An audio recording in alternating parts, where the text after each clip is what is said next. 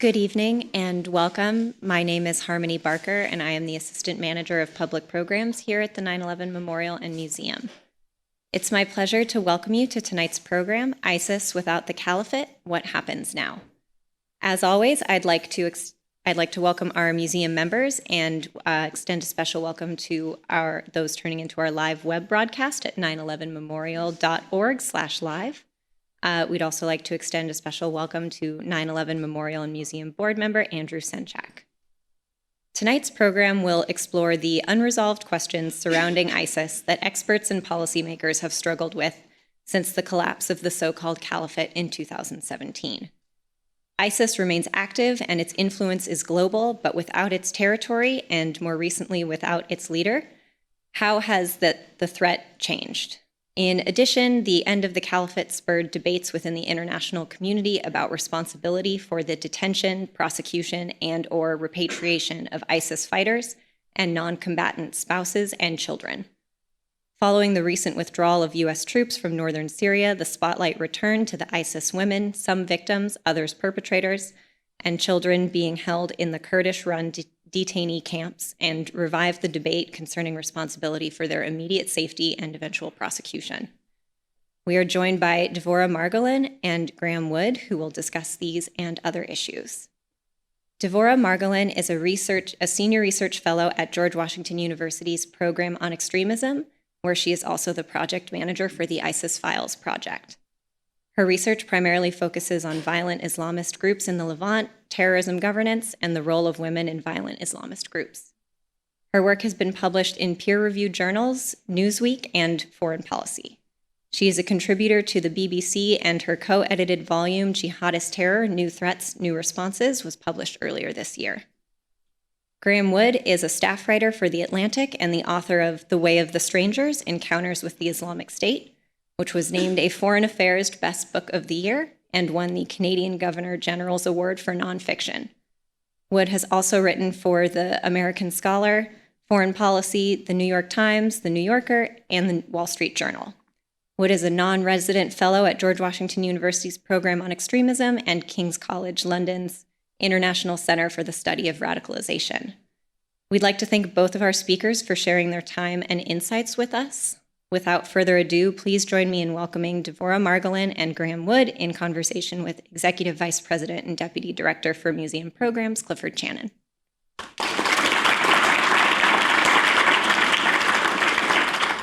Thank you, Harmony.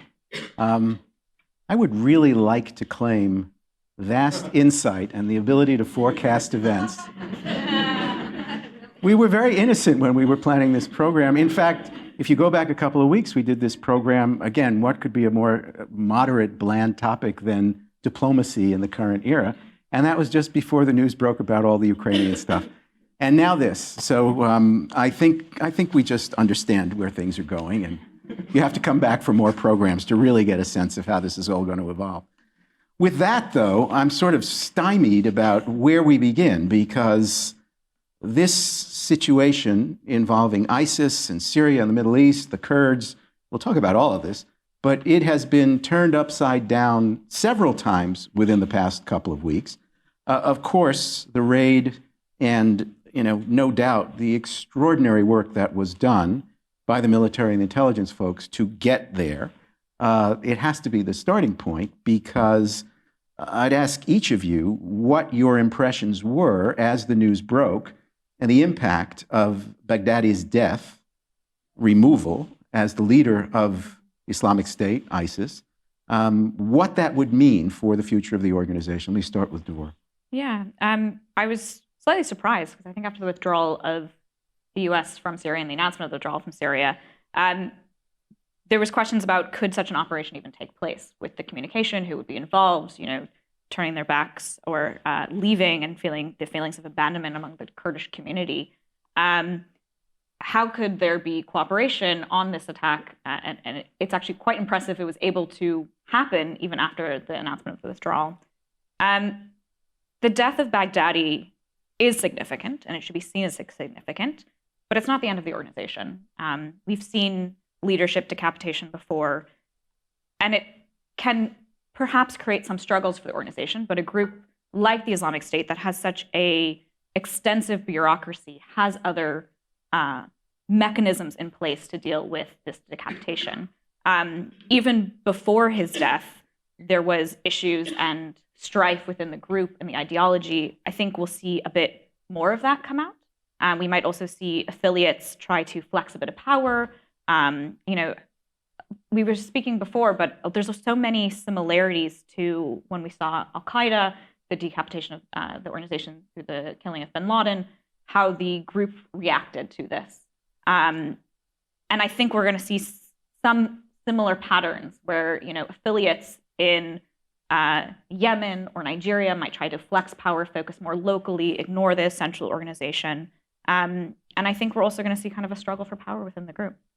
Graeme, you had written also about the impact of the loss of this figurehead and leading symbolic caliph of the Islamic State. Where do you see the impact of this?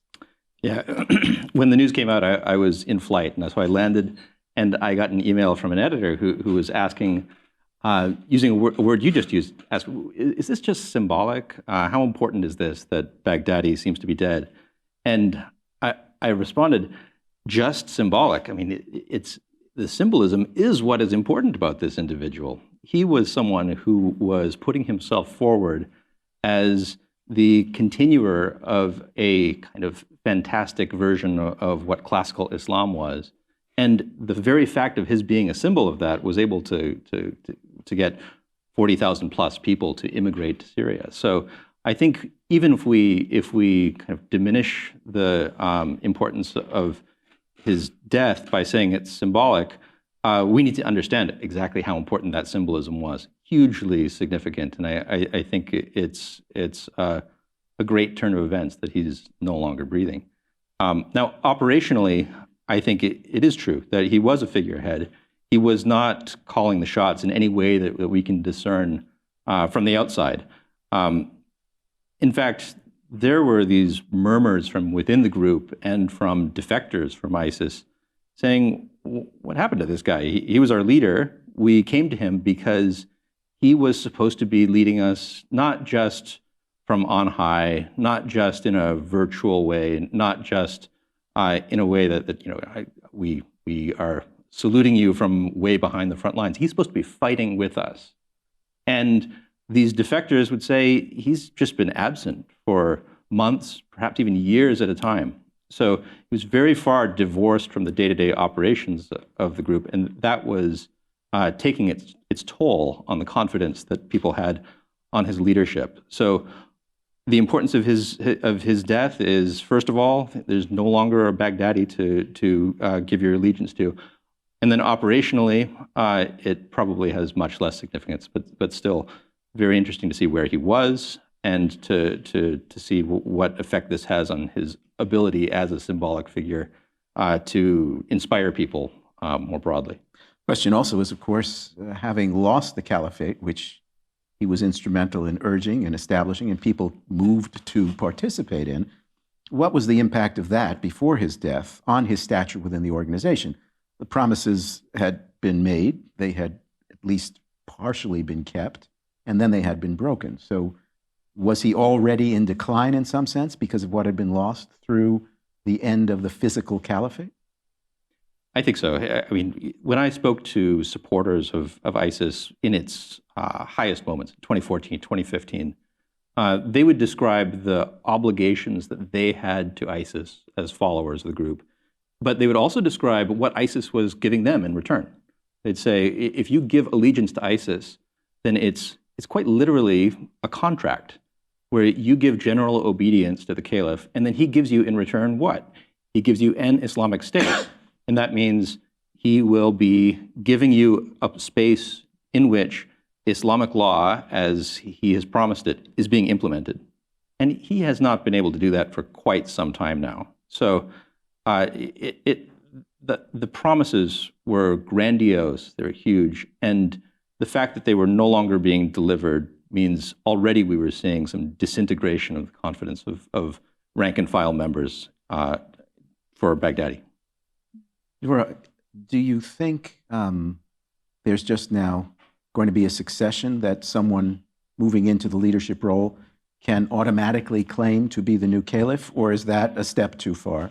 I mean, the unique thing about who Baghdadi was is he didn't just claim emir like we saw previously as someone who declared authority over a physical territory. He claimed to be the caliph, and not just the caliph. He chose the name Abu Bakr, who is significant because he was the first caliph after the death of the Prophet Muhammad.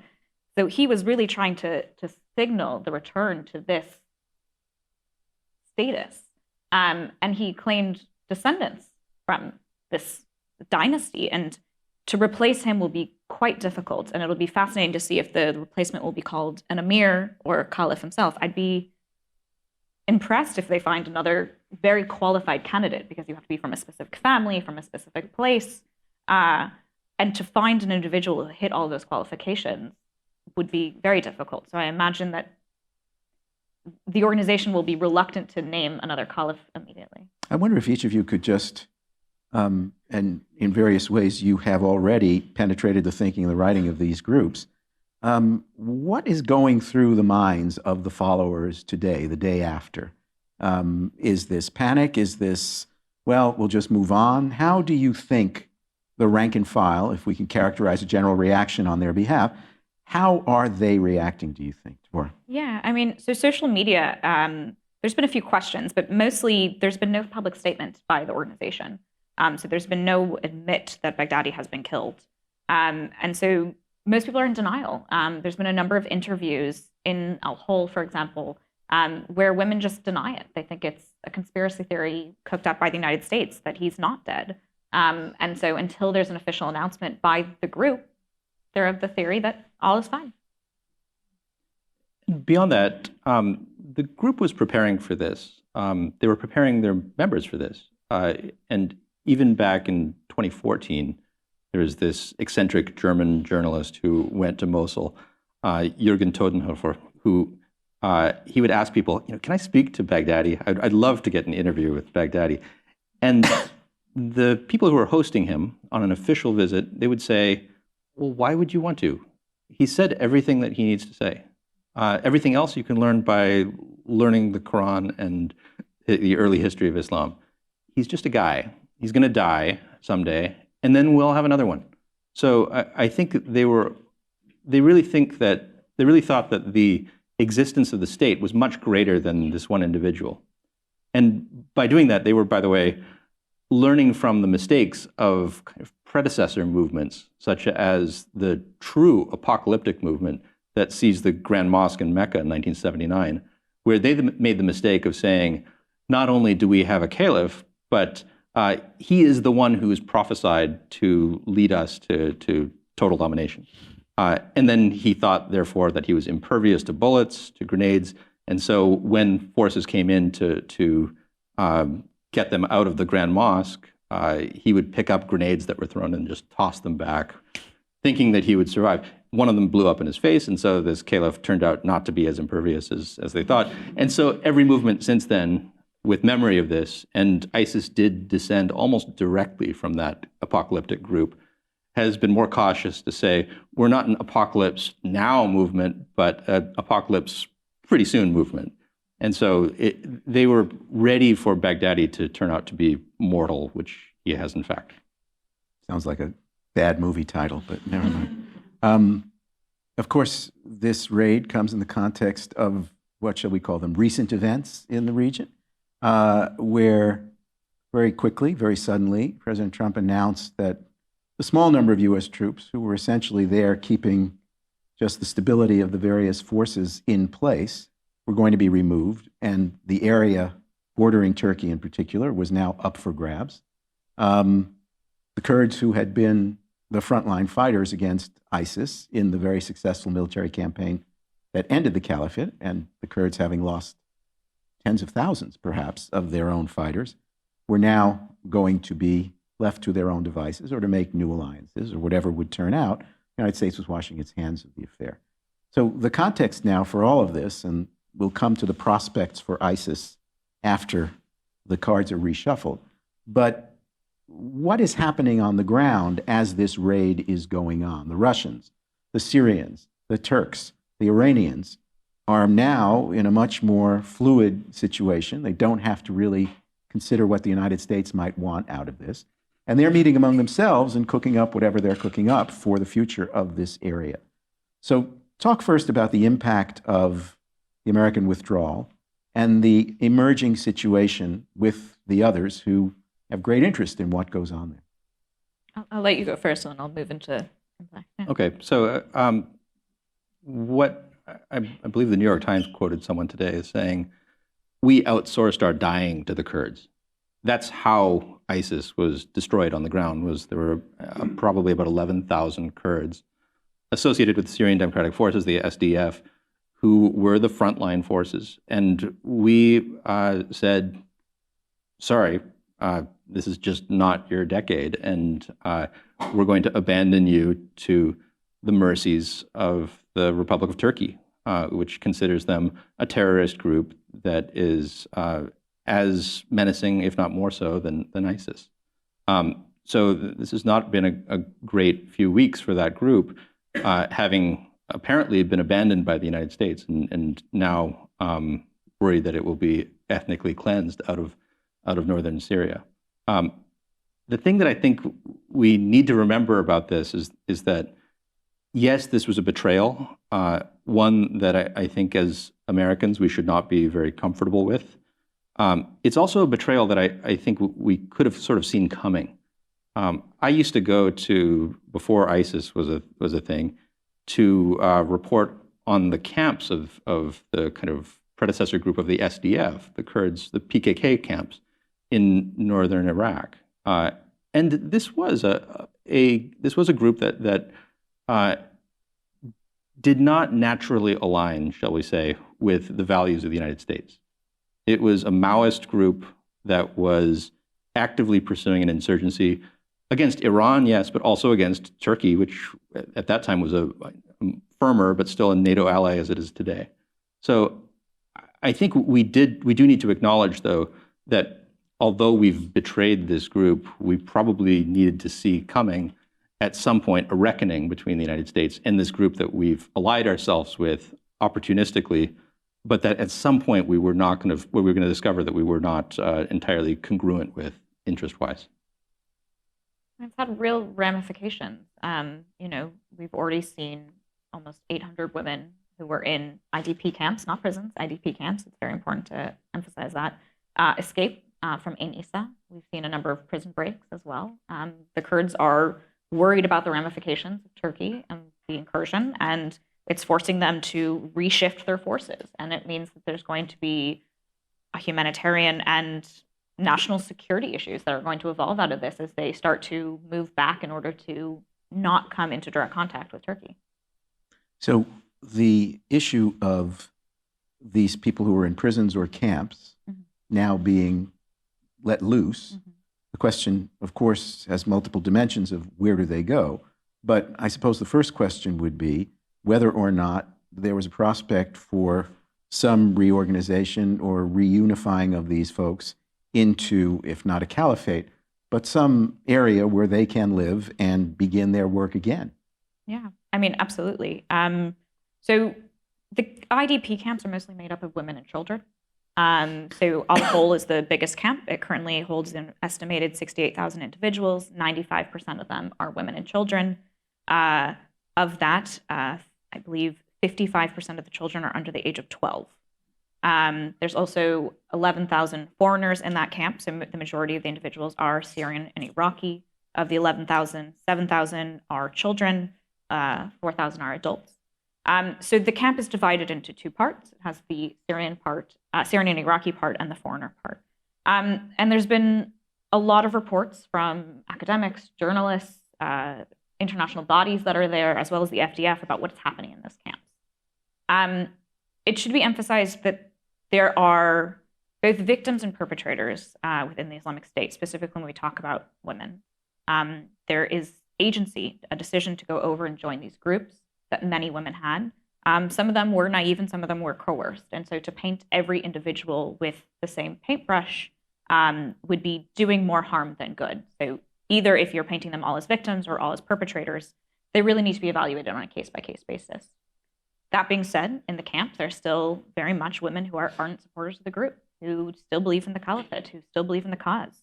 And the group knows this. And Baghdadi, in his last known speech, I believe, made a call to break these women out so they could restart the Caliphate. Because women hold a special role in the group. Some of them were in, Islamic police and regulating other women, but they're really seen as the carriers and the torchbearers of this ideology. And they're there to educate the next generation. And jihadi groups don't see themselves as diminishing these women's roles. They see themselves as empowering them. And so the women who are still ardent supporters of the group believe that that's their job, is to keep that ideology going. And they've carried out violence on other women in the camps to adhere. So there was rumors, or there was reports at the beginning that women were coming into these camps and taking off more modest dress. As time's gone on, there's been reports of women being murdered or children being murdered for not adhering to certain modest dress or rules following Sharia law. There's been reports that women who take their children to see humanitarian bodies, doctors, are being threatened with murder if they take their children to see somebody who is not a Muslim. And so there's a lot of women-on-women crime, but also crimes against the FDF, which are guarding these camps. So I just would like to emphasize that, again, that women can be both victims and perpetrators in these camps, and they're not all ISIS supporters. Some women got swept up and put into these camps who were also victims. A number of Yazidis were found in these camps that were taken as sex slaves and were taken in by the group, especially young women who didn't necessarily remember where they came from. They'd gone through a lot of trauma. They'd kind of started to believe that they were part of the group. And this can have a lot of implications of kind of sweeping everyone into the same paintbrush. Yeah. Do you think the opportunity is there for some reconstitution, or is the situation just too much between the Turks and the Russians and the Iranians and everybody else, the Syrians, that there really is no ground for them to really, as a central force, reconstitute a political body or a military body? There's some ways in which the ground there is very fertile for a reconstitution of ISIS. If you were to compare what Iraq in particular looks like right now to what it looked like for ISIS in, say, 2010, the predecessor movements of ISIS in 2010, you'd say it looks much more favorable right now. In 2010, ISIS had been decimated, been destroyed by the awakening movement, by the very focused attentions of the United States. And now those attentions are not focused. The number of people who have been networked together by ISIS, whether or not ISIS no longer controls territory, they're still networked together, and there is still the same discontent, if not more so, in Sunni areas of Iraq. So I think the conditions for a rise of ISIS in that regard are unfortunately very, very favorable to ISIS. There's one way, though, in which they are very unfavorable to ISIS relative to how they were in the early 2010s. And that is, back then, the policy of the United States and others was that if you want to create a little al-Qaeda state in Syria, then be our guest. That place is awful, and you're just going to be suffering while you do it. We'd rather you be there than here. We kind of thought that they would stay over there, and they would be in Raqqa in this miserable place that was that we kind of keep an eye on, but where they could do whatever they wanted to do. And I think we have learned since then that that's not a great strategy for handling international terrorism, to just give them a place that's far away from us and let them do what they want to do. That turned out to be a magnet for jihadists from all over the world. I do not think will allow that to happen again. And when I say we, I don't mean the United States, but I mean the world has decided that that was a bad idea. How we will actually go about making sure that it doesn't happen again, unfortunately, those mechanisms don't exist in a predictable way. But we at least realize the urgency of not allowing that to happen. And I don't see ISIS as being able to become anything like the incredible force of attraction and focus that it was in 2013, 2014, in the absence of actually controlling territory like that and being pretty sure that they could keep it for a while. Now, the president speaks about essentially withdrawing everybody from there in terms of American troops, but in fact doesn't do that. And so the movement away from the Syrian border is one thing, but some force now around these oil fields, still Americans, perhaps in larger numbers, in Iraq, increases in Saudi Arabia. So there are mixed signals here. You speak about the world not wanting ISIS to reconvene and coalesce again. I mean, do you see any way to judge what the American policy under these circumstances would be and what resources might be available to do that? In spite of the president saying we have to be out of there, there are still, clearly, based on the events of this past weekend, some forces available to do some things. How do you define, if it's possible at this moment, what the American role is and what the American power availability might be to prevent the kind of things that may inevitably, under other circumstances, begin to recur? I'll let you take that. Well, I would say first, controlling the oil, the way the president described it was that ISIS got most of its money from oil. That's how it was able to run its state. And as far as I know, that's not actually the case. ISIS was getting most of its finances through confiscation, through taxation, through doing the things that states do generally to get revenue from, if you're selling some oranges, ISIS gets its cut. So taking over the oil fields seems more like a Trumpian flourish, saying we're going to keep that oil because we deserve some of it, rather than a mechanism for actually keeping ISIS from coming back into power. The neglect that we had toward ISIS when it was growing in 2013 and 2012, though, really can't be overstated. We weren't doing anything to stop ISIS back then, when they were in Raqqa in 2013, say. So even just having targeted raids, any military action that keeps them from turning into a functioning administrative state would be a good start. We're certainly capable of doing that with or without an on-the-ground presence in Syria at a few oil fields. I mean, and also to add to that, I mean, it's almost as if we as a society forgot the lessons of Afghanistan in the 1970s, that if you just kind of leave a group to itself to have its ideology and denounce violence against yourselves, that doesn't mean the ideology is going to go away or they're not going to turn against you. I mean, I think when looking at the situation, one of the greatest fears is that Turkey will take the individuals in these camps and prisons. They promise not to attack us? Fine. Okay, go. And the same thing with Syria. So it's not just a humanitarian and moral obligation, but there's a national security implications for this, that these individuals who could escape or be let free could go and create the next version of ISIS or future generations. And those children could come to the US, and 9/11 happened based on the ideologies of this group in Afghanistan in the 1970s. And that's almost 3 decades later. So the ideology doesn't go away just because you take away the Caliphate or just because you stop fighting that group. The ideology is still there. So the real question is how do you fight the ideology and make sure that partners in the region, such as Turkey, don't create a situation where they just let individuals go free? Well, the U.S. changed its policies in relation to the Kurds in the 70s as well. So this is at least the second abandonment of the Kurds by the Americans, and in Afghanistan as well after the Soviet-Afghan War. But if it is the case that this is a lingering problem that could become a much bigger one, and if the issue is the ideology, do either of you see a weakening of the ideology, either because of the circumstances that we're now in, or simply because this set of beliefs has played out its time?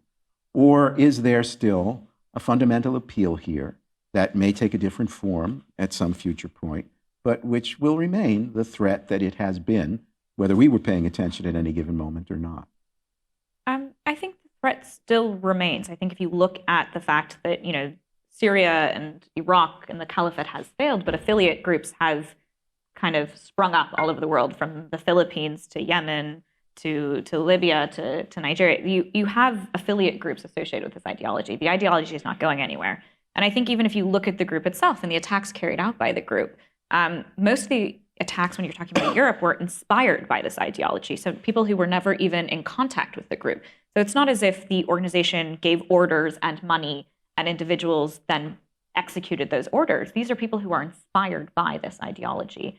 And I don't think that fighting a group, in hand-to-hand combat is going to be the way to conquer that ideology. I think radicalization comes from a mixture of both personal and political motivations. And a lot of the political motivations come from senses of grievances. And so how do you address grievances in your own society as well? If somebody's radicalized here in the United States, what grievance do they have, and how can you address that grievance in society? It's important and a hard conversation for us to have. I think ideologically, ISIS can count itself, unfortunately, victorious. The ideology, as Devorah says, it still is out there. And I would say, take it a bit further. When ISIS thinks about how well things worked out, how well did it work out to declare a caliphate and to be extremely intolerant of even other Muslims? They will be able to say correctly that it worked out way better than anything that Al-Qaeda tried before.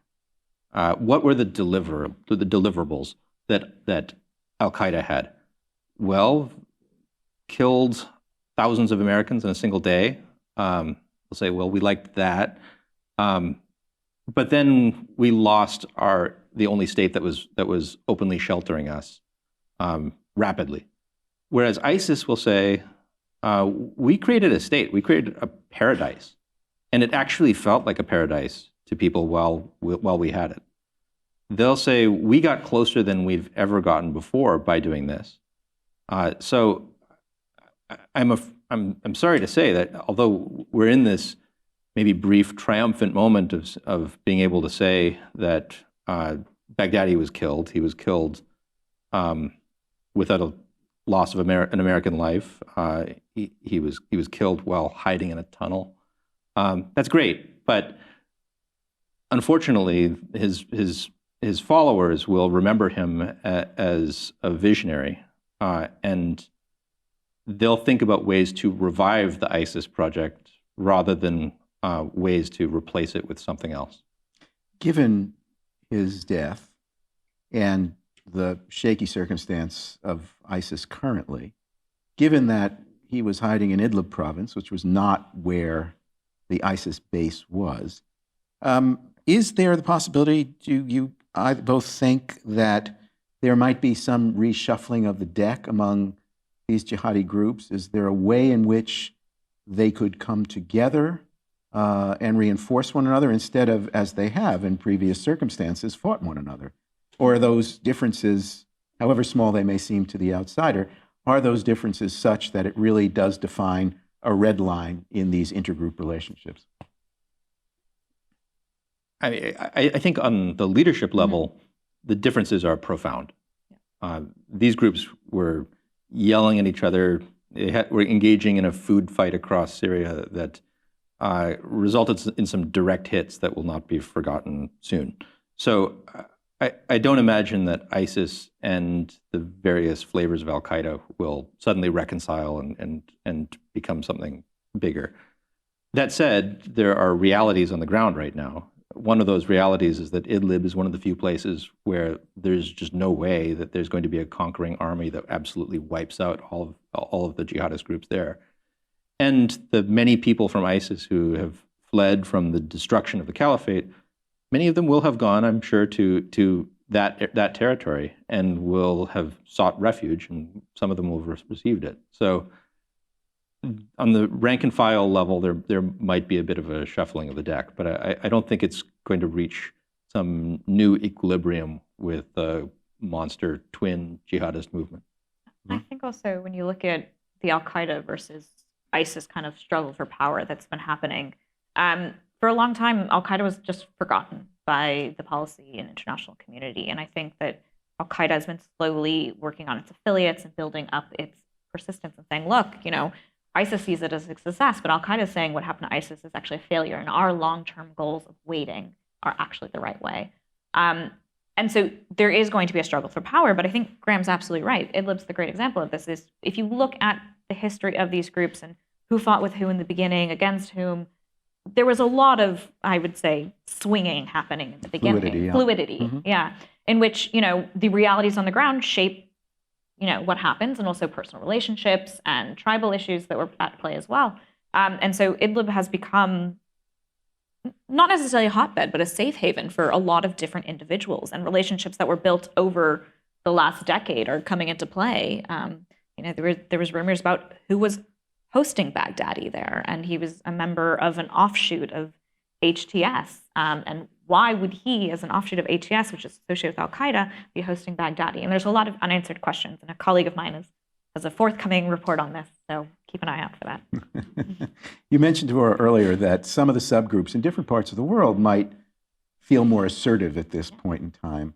Are there other places, geographic locations now I'm talking about? I mean, it's Syria, that area is going to be loose and sort of the Star Wars bar scene for a while, but are there other places which have vulnerabilities to the emergence of a more potent form of this kind of expression at this point? We've seen it in different parts of Africa and the Middle East and Southeast Asia, South Asia.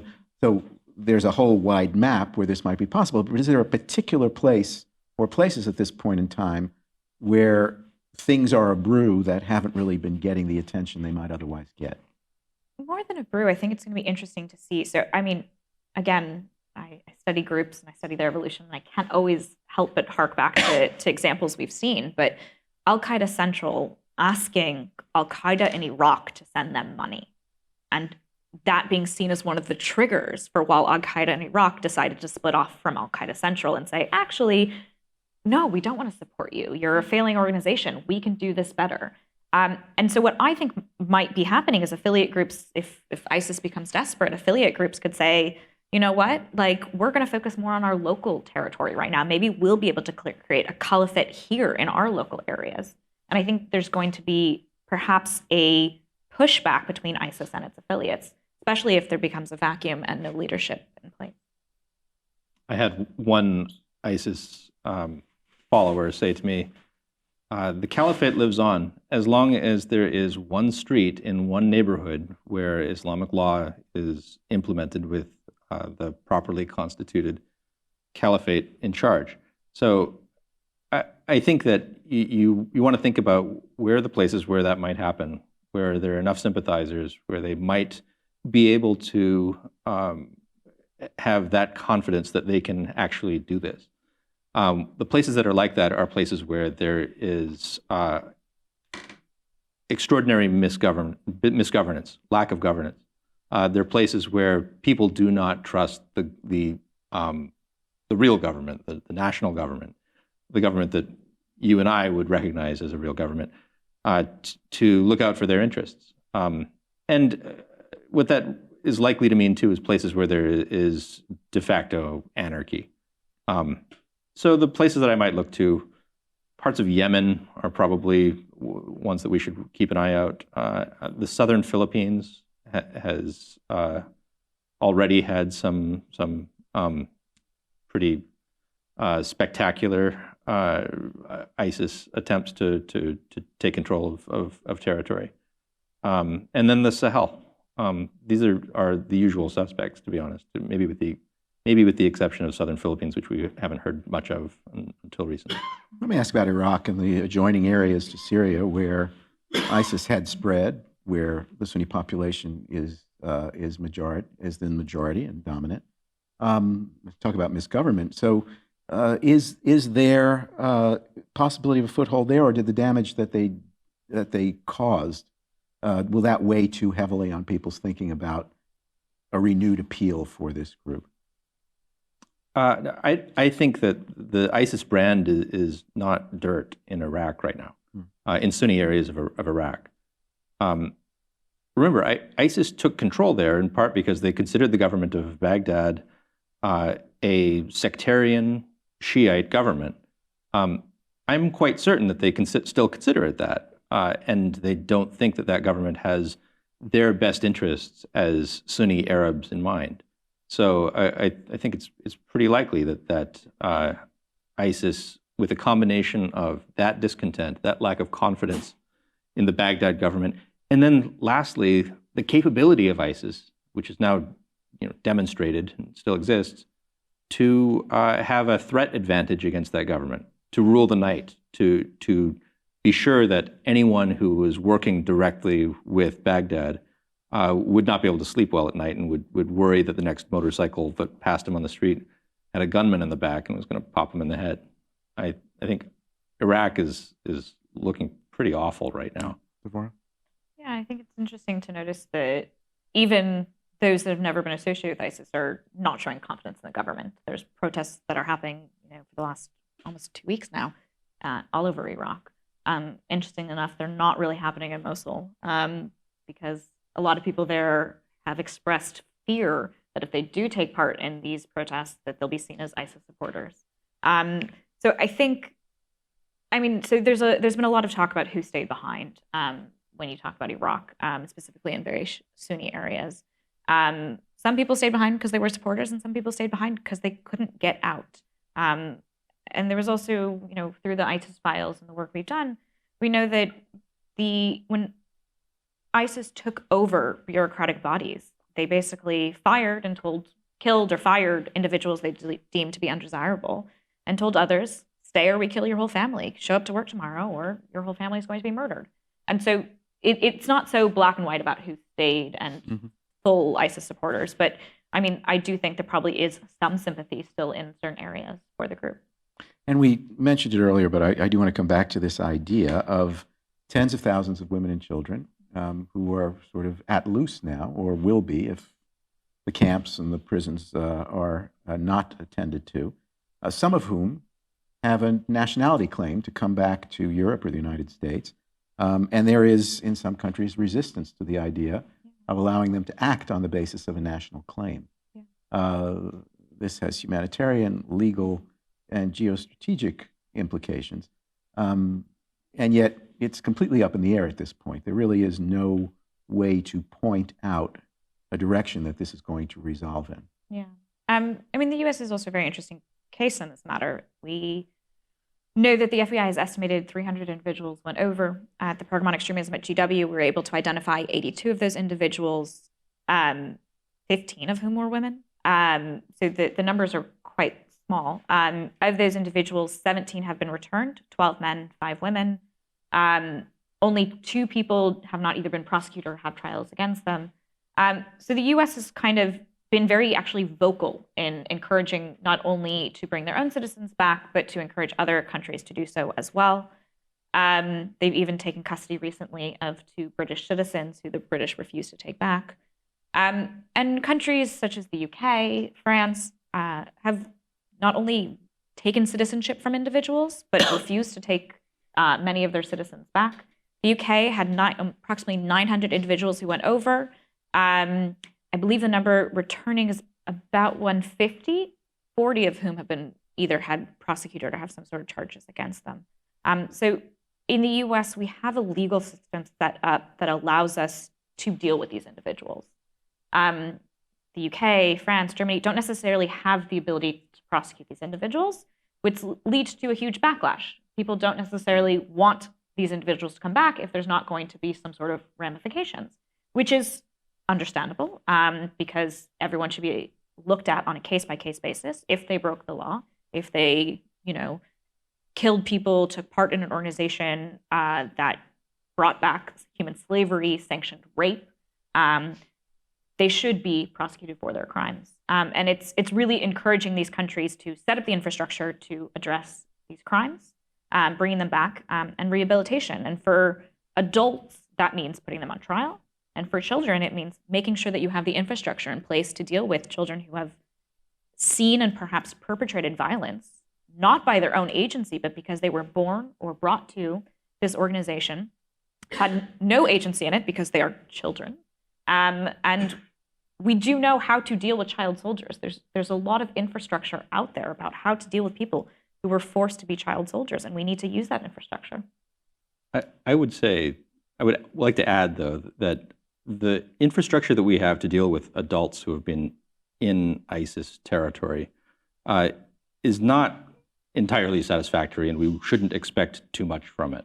I think that I think every country has a moral obligation to account for its citizens who went abroad to terrorize people, and that includes prosecuting them to the fullest extent of the law. But you may recall one of the Americans who went to ISIS was a dual Saudi-American national. He was found in ISIS territory, arrested. He had on his person $4,000, a cell phone, and for some reason a snorkel. And as soon as it was discovered that we had an American on our hands, we wanted to find out what can we prosecute him for. It turns out, though, that it's not illegal to be in Syria with a snorkel and $4,000. So the ACLU quite rightly took up his case and said, this is an American, you can't just hold him forever without prosecuting him. Let him go or charge him. And we couldn't charge him, so we let him go. We're going to have cases like that. And it's because we respect the rights, the civil liberties of our citizens that we'll have them. So we're not always going to be satisfied with the outcome. The nice thing, though, is, as Devorah mentioned, the number of people who went to ISIS from the United States, if it's 300, then that means we have one of the more easily managed numbers of foreign fighters who we have sadly contributed.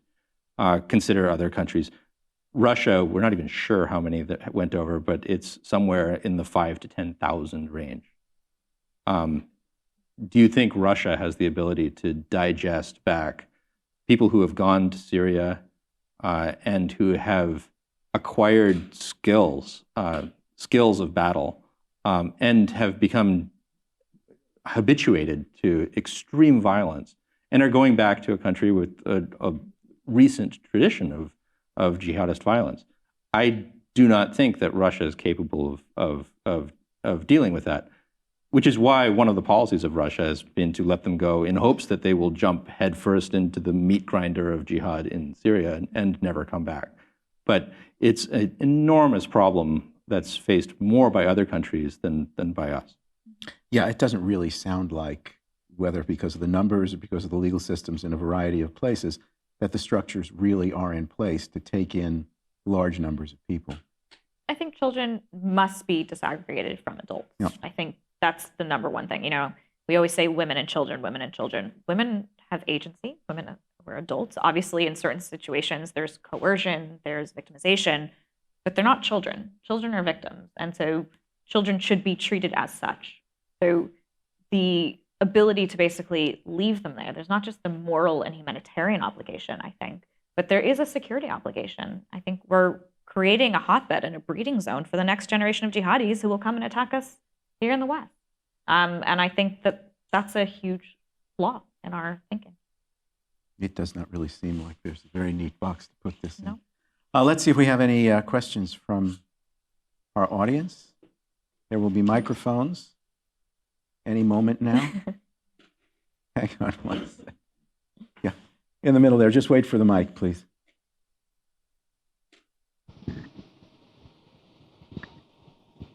Thank you both so much.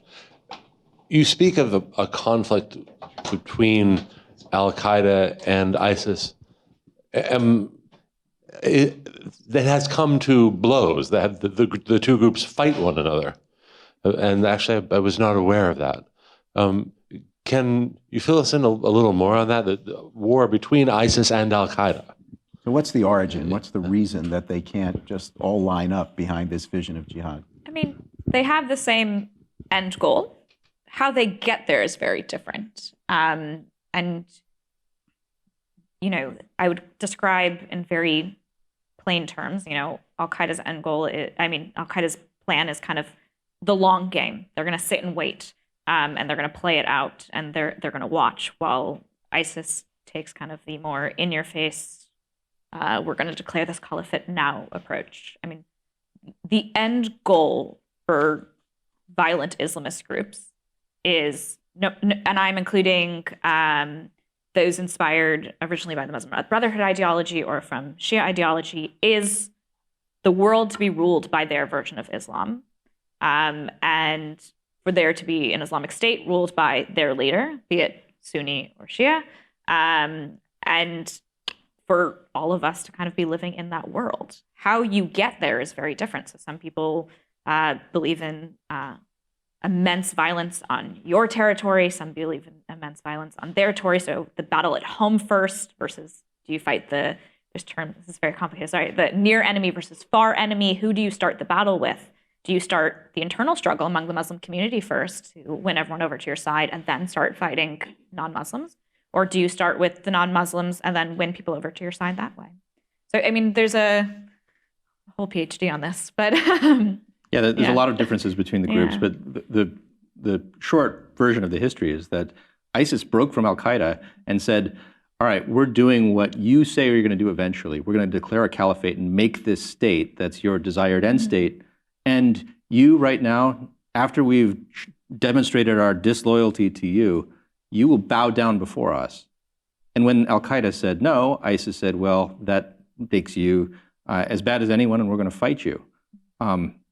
ISIS also married that to an extreme of intolerance, especially toward Muslims. So I'll point to one famous incident where Abu Musab al-Zarqawi, who was kind of the leader of the Al-Qaeda insurgency in Iraq in the early 2000s, he started blowing up just random gatherings of Shia in Iraq. And he was told by Al-Qaeda Central, stop doing that.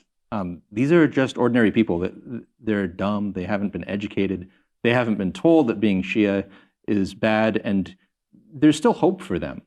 And people don't like us when we do this. And he did not respond. He just kept on doing it. And that became the MO of ISIS, saying, look, there are all these prudential reasons, tactical reasons, strategic reasons why we might not right now do everything that we think is eventually going to be just, killing every Shia we meet, declaring the caliphate as soon as we can. And Al-Qaeda said, take it easy, do this when we're going to be in our strongest point. ISIS said, we have to do it right now. It's a non-negotiable obligation. And that difference caused those groups to split pretty much, I think, irrevocably. I think one of the interesting things about it is the stakes are so high for the believers in the different approaches to this. These are not sort of marginal differences towards a common end. The way you do this actually defines salvation and the ideal community and all these things that are fundamentally important to what motivates people. Please. I was just going to add in that, the greatest victims of ISIS were Muslims. If you look at the numbers wise, the Muslims were the greatest victims of ISIS attacks. And not Al-Qaeda. And not Al-Qaeda. Right, exactly. Al-Qaeda has kind of always been, when I was talking about near enemy, far enemy, that Al-Qaeda has kind of always focused on the West, attack the non-Muslims. We can win Muslims over to our side slowly. And ISIS has just taken the other approach. And they said, nope, we're starting at home. We are cleaning house. Anyone who doesn't believe in us and come to our side very quickly, you are our first victims. Other question? Right there in the front. Again, we'll ask you to wait for the mic.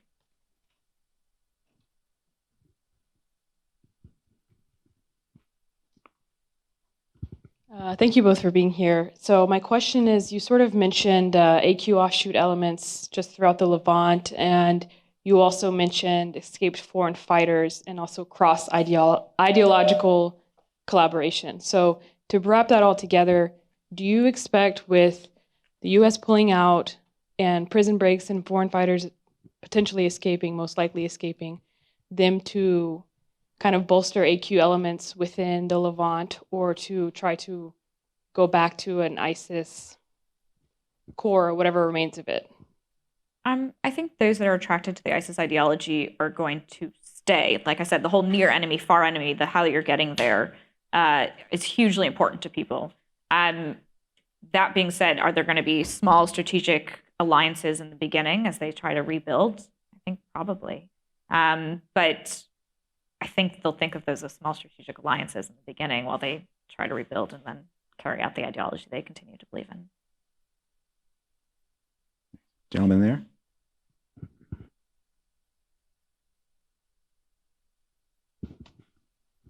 Thank you very much for the beautiful presentation. I'm from the region. I'm Kurdish from Kurdistan of Iraq. I have two questions. First is about the ISIS members and their families. If you try them in their countries, the fear is that there is not enough evidence to try them. If you do it in Iraq, in Syria, last time I talked to people in Mosul city, the commander of the security forces told me there is 100,000 arrest warrant against the ISIS members and the sympathizers. The smallest sentence they can get, it's either death, execution, or life in prison. So you have this extreme here, and in Europe and in America, there is fear that there is not enough evidence to try them. Then what should we do with them? Should we, as Kurds, just keep them like that and feeding them? My second question is, how much do you think, like in your studies, assessment, how much do you think the Turkish incursion will contribute to the reinsurgence of ISIS? Two small subjects? You brought up Iraq. So I'm plugging an article I just wrote for Foreign Policy a couple days ago with my colleagues Joanna Cook and Charlie Winter. And we brought up Iraq because Iraq has 10-minute trials, anywhere between 4 and 10 minutes if you're going with it lengthy. 466 women were tried in 2018 alone. The lightest sentence they got was life in prison, and a lot of them were also sentenced to death. These women are also being held with their children in these prisons. And so there's a question of if you execute them, what happens to these children? And that's foreign women. There's also 108 minors that have been prosecuted in Iraq as well in the last year. And so that's kind of one extreme. The other extreme is also Syria. So what happens if the Syrian military takes them? Are they going to do the same types of trials? Are they going to do the if you don't attack us, you're free to go mentality? There's no right answer on that one. That is not the correct option. As we advocated in our article, even if there isn't necessarily the legal system in place, we must have a legal system in place. We must take the moral and humanitarian and security obligation to bring these people back, because leaving them in this area is going to create another jihadi hotbed that is unsustainable for the region that's already been battered so harshly. He had also the question about the Turkish incursion and the impact on. But what is the Turkish? I mean, let's broaden the question. What are the Turks up to here? And does it bother them if ISIS or these jihadi groups find a new center if the Kurds are not any longer on the border? Turkey has had a peculiar relationship with ISIS and with jihadist groups in Syria from the start. When ISIS took over the city of Mosul in 2014, there were 47 Turks who were kidnapped, who were staffing the consulate in Mosul. They were released, and we don't know the terms of that release. But we definitely know that Turkey was like a Grand Central terminal for jihadism for years before and after that. There were jihadists going in and out of Syria, and all it took was they would just stand at the border. It might have had a barbed wire fence. And then eventually the Turkish guard would look the other way, and then 40 people would walk through and then get into a bus that was waiting, like a Peter Pan bus that was provided by ISIS going from the border to Raqqa. So this is not, shall we say, the most reliable partner we've had over the years in making sure that jihadism is responsibly contained in Syria. There's also been, on the Turkish side, support for a wide range of jihadist and jihadist-tinted groups against Bashar al-Assad. They've greatly preferred these groups, shall we say, to the SDF. So with Turkey having a stronger hand in Syria, a stronger hand that's been just given to them by the United States in the last month, I think that, yeah, we should really worry about which groups are going to be empowered. See, we got one more. Gentleman right here in the front.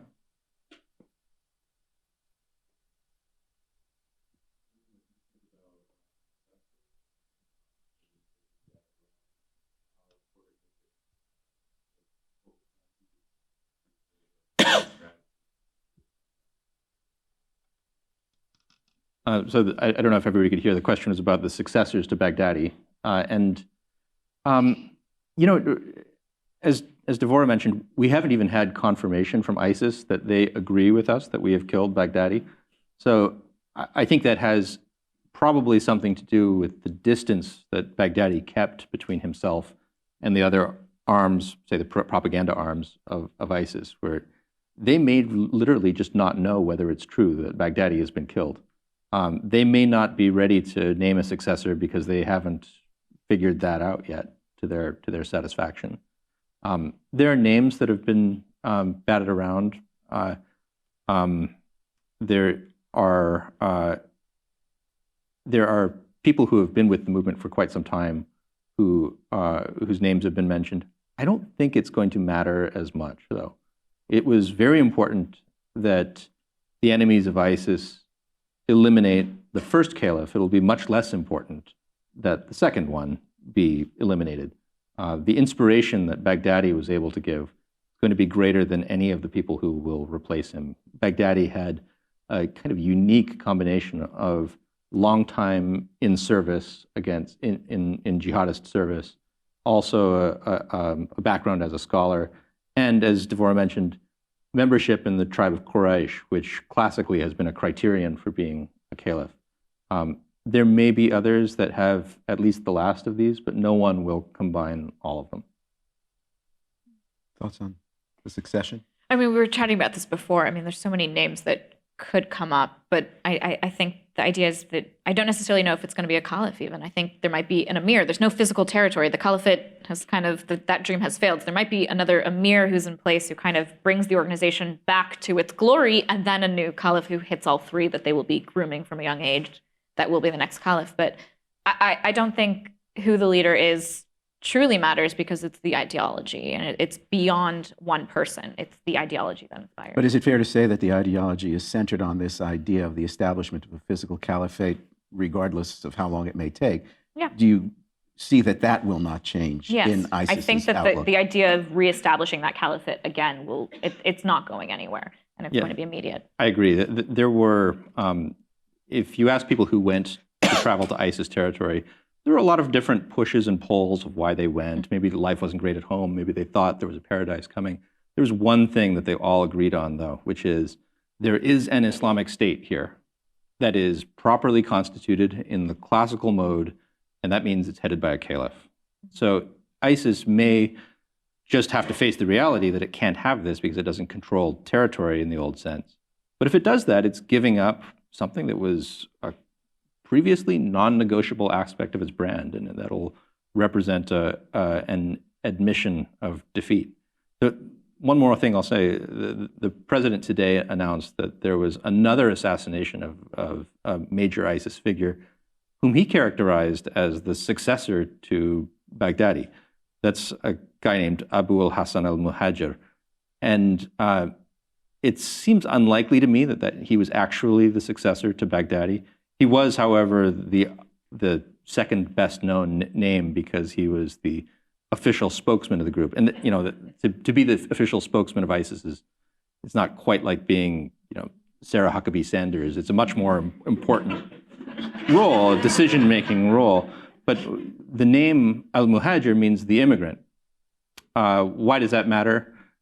ISIS has been run by Iraqis and to a lesser extent Syrians. And if it was the case, which again I am doubting, that al-Muhajir was the designated successor, then that would mean this strange turn of events where ISIS, which claimed to be an internationalized jihadist organization bringing in Muslims from around the world, actually might have been run by someone who was not Iraqi or Syrian. That would be a fulfillment of at least one promise of ISIS of being the kind of, as one person put it, the Disneyland of jihadism, bringing everybody in like that. You get to see French jihadists, Chinese jihadists, and so on. So top guys down, number two maybe as well. If it was in fact him, then ISIS had internationalized to a surprising degree. Well, as we can see, we're just at the beginning of this next phase in what seems an ongoing I hate to say endless, but long series of chapters of where this idea is going to go and who's going to rise up to espouse it. With that, I know there are many members in the audience, but for those of you who are not members, I'd ask you to consider the table outside where you might join, because the membership actually supports these programs and allows us to keep doing them. And secondly, we have more to come, which obviously now is going to be triggered by events that have not yet happened in the news, so I invite you all back. And in the meantime, while we're here, we can predict one thing, that we all want to thank Devorah Margolin and Graeme Wood for this wonderful conversation. Thank you.